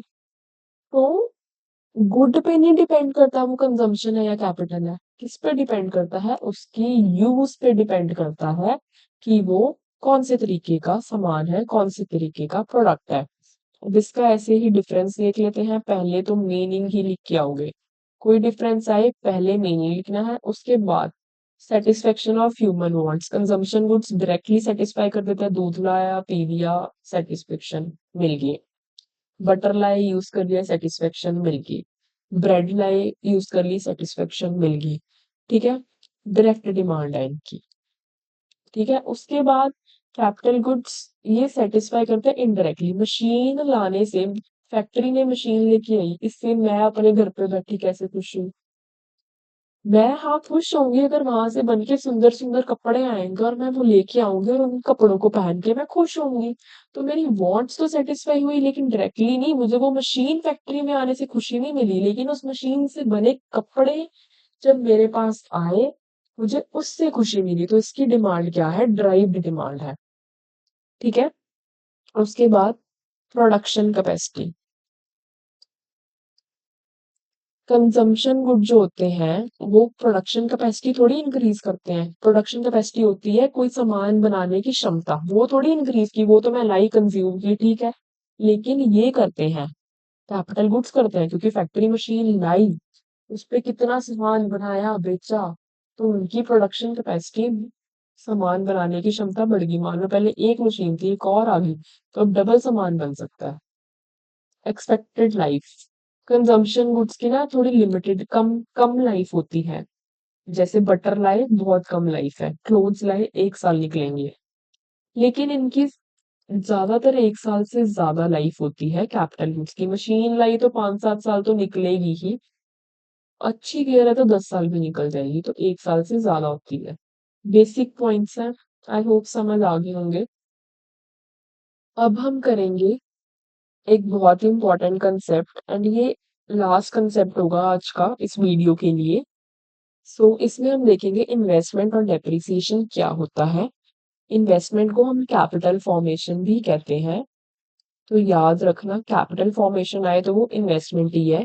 इसका मतलब क्या होता है, it refers to addition to the capital stock of an economy, की जो हमारी इकोनॉमी, हमारे देश के पास जो कैपिटल है ना, उसमें जब हम कुछ ऐड करते हैं, जैसे मान लो हमारे देश के पास, या फिर छोटी एग्जांपल लो, मेरी फैक्ट्री के पास 4 मशीन्स हैं, मैं 3 मशीन और लिए, तो मैंने क्या किया, ये ऐड किया ना, अब मेरे पास कितनी होगी, 7 मशीन्स होगी। कैपिटल ही है मेरे लिए मशीन्स, क्योंकि ये मैं फर्दर प्रोडक्शन के लिए यूज करूंगी। तो जब हम एडिशन करते हैं ना capital stock of an economy में, उसको हम इन्वेस्टमेंट कहते हैं। जैसे वही परचेज ऑफ मशीनरी या कोई बिल्डिंग कंस्ट्रक्शन की, जहाँ पे काम वगैरह किया, सर्विसेज बनाई, प्रोडक्ट्स बनाए, तो वो इन्वेस्टमेंट होगी। अब इन्वेस्टमेंट दो तरह की होती है, कौन कौन सी investment, gross investment and net investment. Gross investment कौन सी होती है, addition to the stock of capital before making allowance for depreciation, मतलब ग्रॉस इन्वेस्टमेंट में हम डेप्रिसिएशन की कोई अलाउंस नहीं बनाते, लेकिन नेट इन्वेस्टमेंट में हम बनाते हैं, डेप्रिसिएशन को यूज करते हैं। इसका फॉर्मूला होता है net investment gross investment minus depreciation, लेकिन ग्रॉस वैल्यू में नेट वैल्यू प्लस डेप्रिसिएशन। कैसे आता है ये? एक साइड होता है ग्रॉस, इधर होता है नेट। ठीक है, ये हुआ ग्रॉस, ये हुआ नेट। अगर हमने ग्रॉस से नेट पे जाना है ना, तो हम डेप्रिसिएशन को माइनस करेंगे, क्योंकि जो ग्रॉस इन्वेस्टमेंट होती है ना उसमें हम डेप्रिसिएशन को नहीं यूज करते। तो ये एक्चुअल वैल्यू नहीं होती। मान लो मैंने मशीनरी ली, ठीक है, मशीनरी को मैंने कहा ना रिप्लेसमेंट भी करना पड़ेगा या फिर रिपेयर भी करवानी पड़ेगी, क्योंकि कुछ टाइम बाद कोई ना कोई पार्ट खराब हो जाता है या कई बार टेक्नोलॉजी चेंज हो जाती है, तो हमें चीजों को चेंज करना पड़ता है, मशीनरी को चेंज करना पड़ता है। तो ये डेप्रिसिएशन होता है कि उसकी वैल्यू जो है वो कम होगी टाइम के साथ साथ। तो ग्रॉस जो इन्वेस्टमेंट होती है ना वो कहती है कि वैल्यू नहीं कम होती। अगर मैंने 10 लाख की मशीनरी ली है ना, तो वो 10 साल बाद भी 10 लाख की है। तो इसमें से हम डेप्रिसिएशन माइनस नहीं करते। लेकिन नेट कहता है, तो ग्रॉस जो है ना वो एक्चुअल वैल्यू हमें नहीं बताता। क्योंकि अगर मैं सही में बताऊं, आज अगर मैंने 10 लाख की मशीन ली है ना, तो अगले 5 साल बाद वो 10 लाख की नहीं, हो सकता है वो 3 या 4 लाख की ही बिके, क्योंकि प्राइस कम हो जाता है। क्यों हम कहते हैं कि गाड़ी शोरूम से निकलते ही उसका रेट कम हो जाता है? डेप्रिसिएशन, डेप्रिसिएशन लगती है। आज मैंने एक गाड़ी ली ना, अब चाहे मैंने 40 लाख की गाड़ी क्यों नहीं ली, मैं उसको 5 साल बाद 40 लाख में नहीं बेच पाऊंगी। वो गाड़ी कहीं ना कहीं मेरी 5-10 लाख की ही बिकनी है, उसकी इतनी वैल्यू कम हो जानी है। लेकिन ग्रॉस कहता है कि अगर 40 की ली है ना, तो वो 40 की ही रहेगी अगले 5 साल बाद भी। तो ये कोई एक्चुअल वैल्यू नहीं बताता। लेकिन नेट एक्चुअल वैल्यू बताता है। वो कहता है कि डेप्रिसिएशन माइनस होगी। तो ये याद रखना है, अगर हमने ग्रॉस से नेट पे जाना है, मतलब ग्रॉस इन्वेस्टमेंट दी है और नेट इन्वेस्टमेंट हमने फाइंड करनी है, तो हम क्या करेंगे? सिंपल ग्रॉस दी है बिना डेप्रिसिएशन के दी है तो डेप्रिसिएशन माइनस कर दो। लेकिन अगर नेट इन्वेस्टमेंट दी है, डेप्रिसिएशन माइनस करके दी है और ग्रॉस पे आना है, तो क्या करेंगे? डेप्रिसिएशन प्लस कर दो, क्योंकि वो तो कहता है कि डेप्रिसिएशन नहीं लगेगी, तो उसको ऐड कर दो, क्यों माइनस किया हुआ है। तो इसको अच्छे से याद रखना। ये अगली वीडियो में ये कंसेप्ट बहुत तो अगली वीडियो में ये कंसेप्ट यूज होने वाला है, इसको अच्छे से ध्यान में रखना कि ग्रॉस से नेट पे कैसे जाते हो, नेट से ग्रॉस में कैसे आते हैं। और ये कंसेप्ट याद रखना, अगर कंसेप्ट याद है ना तो ये रट्टा भी नहीं लगाना पड़ेगा, अच्छे से समझ रहेगा। रट्टा नहीं लगाना, कंसेप्ट समझने हैं। कंसेप्ट समझोगे ना तो एग्जाम्स में क्वेश्चन गलत नहीं होंगे और आपको हमेशा ये कंसेप्ट्स याद रहेंगे और आप इन्हें प्रैक्टिकली भी यूज कर पाओगे लाइफ में। अगर रट्टे लगे होंगे ना तो एग्जाम्स तो खराब होंगे होंगे और रियल लाइफ में भी ये पढ़ने का कोई फायदा नहीं होगा। तो कॉमर्स पढ़ रहे हो तो अच्छे से कंसेप्ट क्लैरिटी के साथ पढ़ो, ताकि आप इसको एक्चुअल लाइफ में भी अप्लाई कर पाओ। ठीक है, अब हम देखते हैं कि डेप्रिसिएशन क्या होता है। डेप्रिसिएशन हमने इतना पढ़ा, मैंने आपको मीनिंग भी बता दिया। एक बार दोबारा से थोड़ा रीड ले लेते हैं।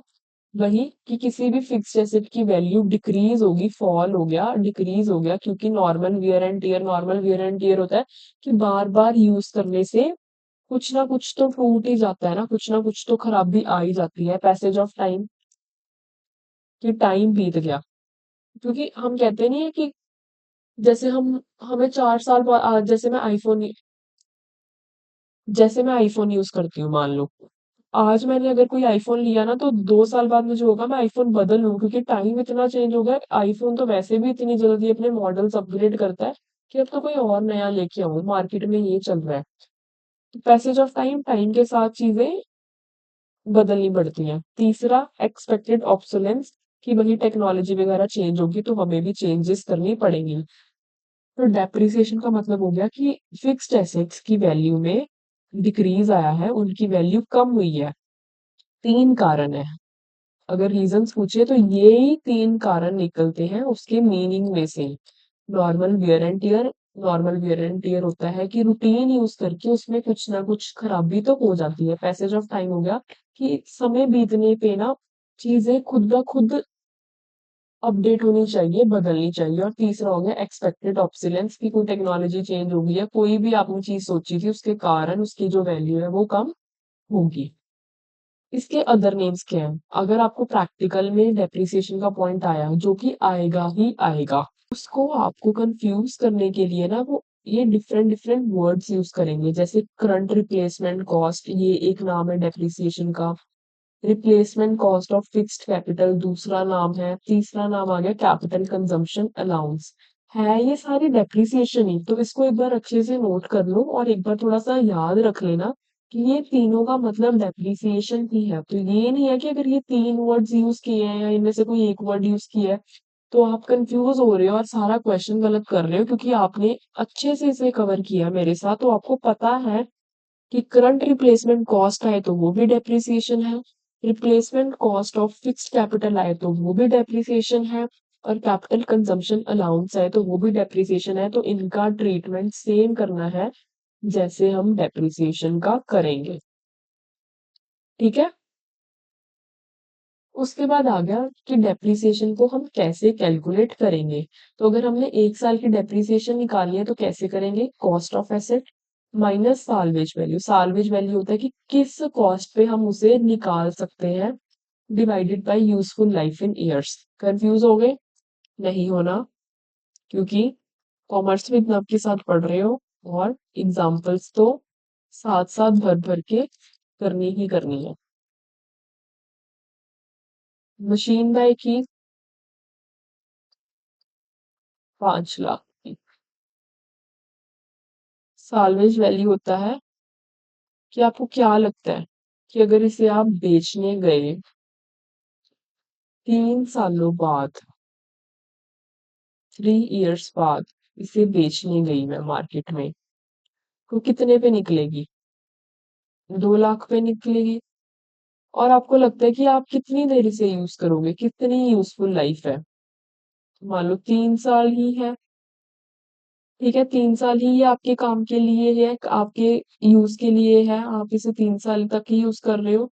तो अब इसकी डेप्रिसिएशन मतलब हर साल इसकी कितनी डेप्रिसिएशन लगाओगे? हम बुक्स ऑफ अकाउंट्स में ना डेप्रिसिएशन लगाते हैं ताकि हमें एंड में जाके थोड़ा हमारे पास इनफ रिजर्व रहे कि अगर न्यू मशीनरी बाय करनी है तो डेप्रिसिएशन का जो अमाउंट लेस किया हुआ है उसकी रिजर्व बनी रही एक तरह से। तो 5 लाख की मशीन थी, कॉस्ट ऑफ एसेट क्या होगी? मशीन की value 5 lakh minus salvage value होगी कितने पे मेरी निकलेगी? 2 लाख पे निकलेगी। टू, कितने देर के लिए मैंने यूज किया? 3 सालों के लिए यूज किया, तो ये हमारी डेप्रिसिएशन होगी 1 आ गया डिवाइड करके। 1 लाख डेप्रिसिएशन मैं हर साल इसकी लगाऊंगी, क्योंकि अगर हर साल 1 1 1 लगाऊंगी तो 3 सालों में मेरी 3 लाख डेप्रिसिएशन कवर हो जाएगी, प्लस एंड में जाके मुझे 2 लाख साल्वेज वैल्यू के मिल जाएंगे, तो मैं कहीं कोई न्यू मशीनरी बाय कर सकती हूँ सेम 5 लाख के कॉस्ट की। तो इसे हम ऐसे कैलकुलेट करते हैं, समझ आया? ठीक है। हमने डेप्रिसिएशन में पढ़ा कि फिक्स्ड एसेट की वैल्यू डिक्रीज होती है, तो आप समझ सकते हो कि फिक्स्ड एसेट तो हमारे लिए कैपिटल होती है, इन्वेस्टमेंट होती है। तो उसकी वैल्यू मतलब कैपिटल लॉस, उसकी वैल्यू खत्म हुई तो मतलब कैपिटल लॉस हो गया। नहीं, डेप्रिसिएशन और कैपिटल लॉस में फर्क है। क्या फर्क है? पहले हम इसका देखते हैं मीनिंग। इसकी value of fixed assets decrease हुई, कम हुई। 3 कारण जो हमने किए, normal wear and tear, passage of time and expected obsolescence. लेकिन कैपिटल लॉस क्या होता है? लॉस हुआ फिक्स्ड एसेट्स में, मतलब नुकसान फिक्स्ड एसेट में ही हो रहा है, पर unforeseen obsolescence, natural calamities, thefts, accident कारण डेप्रिसिएशन हो गया जो हम एक्सपेक्ट कर रहे हैं। 3 चीजें कि यूज करेंगे तो चीजें खराब होगी होगी, पैसेज ऑफ टाइम समय के साथ चीजें खराब होती हैं, एक्सपेक्टेड ऑब्सोलेंस हो गया कि हमने एक्सपेक्ट किया हुआ है कि 3 सालों में टेक्नोलॉजी बदल जानी है, जैसे हमने एक्सपेक्ट किया हुआ है कि टेक्नोलॉजी चेंज होगी, तो हो सकता है मेरी मशीनरी ये 5 साल बाद ना काम आए, 5 साल बाद हो सकता है ये किसी भी काम की ना रहे। तो मैंने एक्सपेक्ट किया हुआ है। कैपिटल लॉस हो गया कि सडनली कुछ हो गया, चोरी होगी, मैं मशीन लेके आई, उसका कोई बहुत महंगा पार्ट कोई चोरी करके ले गया, मेरा कोई वर्कर चोरी करके ले गया, वो मशीन मेरी किसी काम की नहीं, क्योंकि उस पार्ट के बिना वो मशीन चलनी ही नहीं। चोरी होगी, मैंने सोची थोड़ी थी चोरी होगी। या कोई अर्थक्वेक आ गया, वो मशीन कुछ डैमेज हो गया, कोई एक्सीडेंट हो गया, फायर लग गई, मशीन डैमेज होगी, तो मैंने एक्सीडेंट सोचा थोड़ी था, फायर सोची थोड़ी थी, मतलब कोई अनफोर्सिंग जो आपने सोची नहीं हुई ऐसी चीज होगी। ठीक है, लेकिन डेप्रिसिएशन हो गया एक्सपेक्टेड। उसके बाद प्रोविजन फॉर लॉस। तो डेप्रिसिएशन तो पता है होनी होनी है, तो हम उसकी प्रोविजन बनाते हैं। मैंने आपको कहा ना, हम प्रोविजन बनाते हैं, बुक्स ऑफ अकाउंट्स में लिखते हैं हर बार कि इतनी डेप्रिसिएशन डालनी है। जो हमने कैलकुलेट की 1 लाख, तो हम 3 साल के लिए 1-1 लाख की प्रोविजन बनाएंगे, ताकि एंड में जब हम बेचे वो 2 लाख की बिके तो 5 लाख एक बार हमारे पास हो। तो इसकी प्रोविजन बनाएंगे, क्योंकि ये हमें पता होता है कि ये तो होना ही होना है। लेकिन कैपिटल लॉस थोड़ी मेरे को पता होता है, चोरी का थोड़ी मेरे को पता होता है होनी है, या अर्थक्वेक का थोड़ी मेरे को पता है, तो मैं इसकी क्या प्रोविजन बनाऊंगी? तो इसकी कोई भी प्रोविजन नहीं बनाई जाती, क्योंकि ये अनएक्सपेक्टेड लॉस होता है। तो प्रोडक्शन प्रोसेस में डेप्रिसिएशन प्रोडक्शन प्रोसेस नहीं खराब करती। मान लो मेरे को 3 साल बाद नई मशीनरी लेके आनी, तो मेरी प्रोडक्शन प्रोसेस नहीं रुकेगी, क्योंकि मेरे 5 लाख अरेंज हो जाएंगे। मैंने वो प्रोविजन बनाई हुई थी, और एंड में वो 2 लाख की बेच के 5 लाख तो एक बार अरेंज हो जाएंगे, तो मेरी प्रोडक्शन प्रोसेस नहीं खराब होगी। पर ये प्रोडक्शन प्रोसेस खराब होंगे, क्योंकि फायर लगी, मशीन ही डिस्ट्रॉय होगी, तो एकदम से नई मशीन कहाँ से लेके आऊं? तो मान लो 2-4 दिन तो लगते ही हैं लाने में, तो प्रोडक्शन प्रोसेस तो खराब होगी। थेफ्ट हो गया, कुछ हो गया, तो प्रोडक्शन प्रोसेस मेरी क्या होगी? रुकावट आ गई, हैम्पर हो गया, रुकावट, रुकावट आ गई। ठीक है, तो ये था आज जो हमने बेसिक कंसेप्ट्स डिस्कस किए मैक्रो इकोनॉमिक्स में। एक दो और कंसेप्ट्स थे, net indirect tax and net factor income from abroad. ये दोनों भी बहुत ही ज्यादा इंपॉर्टेंट कंसेप्ट्स हैं मैक्रो इकोनॉमिक्स में, इसी चैप्टर का ही पार्ट है आपके बुक में। लेकिन इसे हम कवर करेंगे नेक्स्ट वीडियो में, बिकॉज इनका बहुत ज्यादा रेलेवेंस है प्रैक्टिकल्स में। वह अगर हम इसे national income and related aggregates में ही कवर करें और साथ में प्रैक्टिकल्स भी करेंगे ना, तो ज्यादा आपके लिए फायदेमंद रहेगा। तो आज के लिए इतना ही। सारे कंसेप्ट्स को अच्छे से समझो, नोट्स बना लो, अगर कोई डाउट है तो कमेंट सेक्शन में पूछ लो। ठीक है, तो फिर हम नेक्स्ट वीडियो में जो दो कंसेप्ट्स रह गए वो कवर करेंगे, और साथ में national income and related aggregates को अच्छे से करेंगे। और ये जितने भी मैंने साथ साथ में पॉइंट्स बताए हैं, अच्छे से देख लो, क्योंकि छोटे छोटे पॉइंट्स मिलके ही आपका नेशनल इनकम का प्रैक्टिकल क्वेश्चन बनेगा, और जो एग्जाम में आएगा ही आएगा। तो उसको अच्छे से करने के लिए आपको पहले कंसेप्चुअल क्लैरिटी होनी बहुत इंपॉर्टेंट है। अगर वीडियो पसंद आया हो तो लाइक जरूर करना। और हाँ, ऐसे ही हेल्पफुल वीडियोस देखने के लिए कॉमर्स विद नव को सब्सक्राइब करना मत भूलना। तो मिलते हैं नेक्स्ट वीडियो में। तब तक के लिए सीखते रहो, समझते रहो और आगे बढ़ते रहो।